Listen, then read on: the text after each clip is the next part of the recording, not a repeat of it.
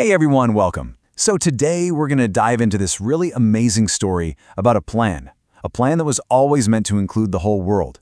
It's a story about open doors and a love that's big enough for absolutely everyone. All right, let's kick things off with a big question. Was God's love kind of like a secret, saved for just one special family? Or was it always meant to be more like a giant party that everyone was invited to from the very beginning? Let's find out. So, our story gets going a long, long time ago with a man named Abraham. Now, God gave him this very special promise, and this wasn't just for him. It was a promise that was going to ripple out and touch, well, literally everyone. I mean, can you imagine that? A huge, world-changing plan, and it all starts with just one person? Yeah, that's exactly what happened here.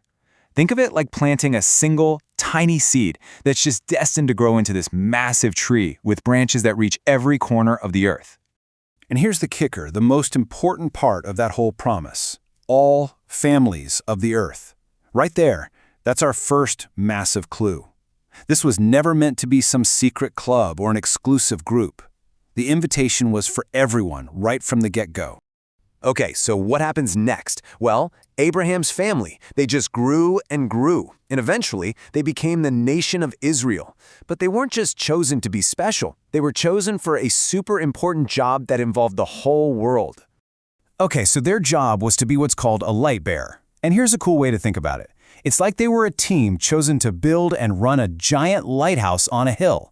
I mean, think about it. What's the point of a lighthouse, right? It's not to keep the light inside for yourself. It's to shine it out so that ships from all over the world can see it and find their way home safely. But things don't always go according to plan. The whole idea was for them to be this bright, welcoming lighthouse for all the nations. Instead, it was like they sometimes put a big blanket over that light, thinking it was only for them. They kind of lost sight of the big plan.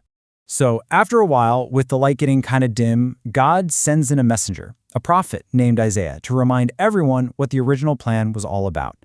And let me tell you, this guy, Isaiah, he did not whisper. He said it loud and clear for everyone to hear. So Isaiah starts talking about how all these people from other countries were feeling. And basically, they felt totally left out. It's like they were standing outside in the cold, looking through the window at a big, warm party they weren't invited to. They felt like God had put up a giant keep out sign just for them.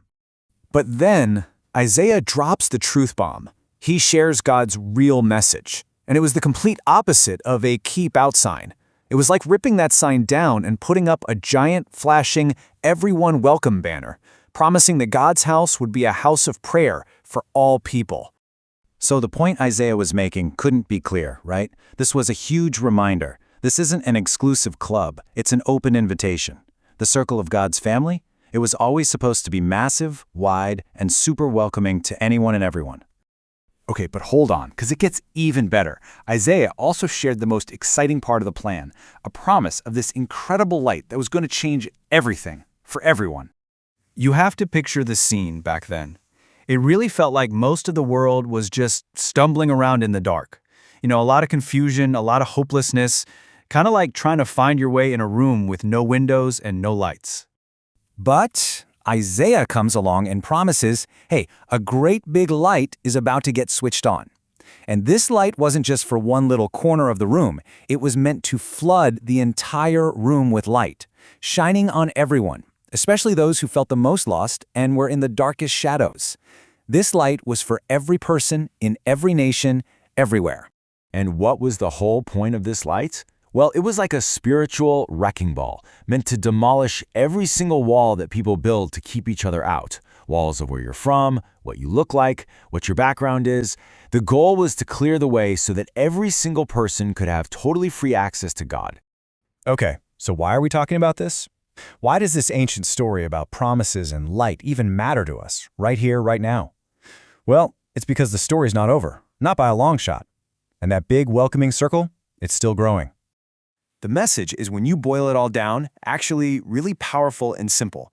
God sees all of us, all of humanity, as one big family. It doesn't matter where you're from, what you look like, what language you speak. Nobody is an outsider. We're all one.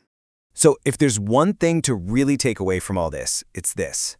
The circle that started with that one tiny seed, with Abraham, was always designed to grow big enough to include the entire world. And guess what? That means it was always, from the very beginning, designed to include you. And that kind of leaves us with one last thing to think about. If this big, welcoming plan is for everyone, how can you be a part of it? So how can you be a light bearer in your own world and help share that light and make someone feel welcomed and included today?